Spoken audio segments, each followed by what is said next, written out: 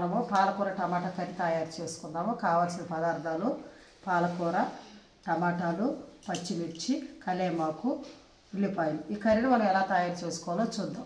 పాలకూరని తయారు చేసుకుందాం. ముందుగా ఆయిల్ పోసుకుందాము. ఇందులో మనం ఆనియన్స్ వేసుకుందాము. ఇది కూడా వేసుకుందాము. ఇందులో పచ్చిమిర్చి కూడా వేసుకుందాము.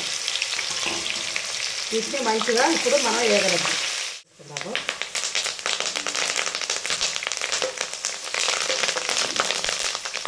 ఇందులో టమాటాలు కూడా వేసేసుకున్నాము.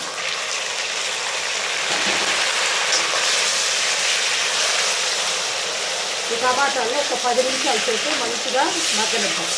అదే ఇందులో మనం పసుపు, కారం, ఉప్పు మొత్తం వేసేసుకున్నాము.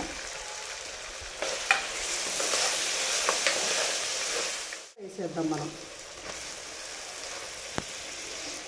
ఒక 5 నిమిషాల సేపు మగ్గనిద్దాం. అయిపోయింది, మంచిగా ఇది రెడీ అయిపోయింది. ఇప్పుడు దీన్ని మనము దిప్పేసుకుందాం.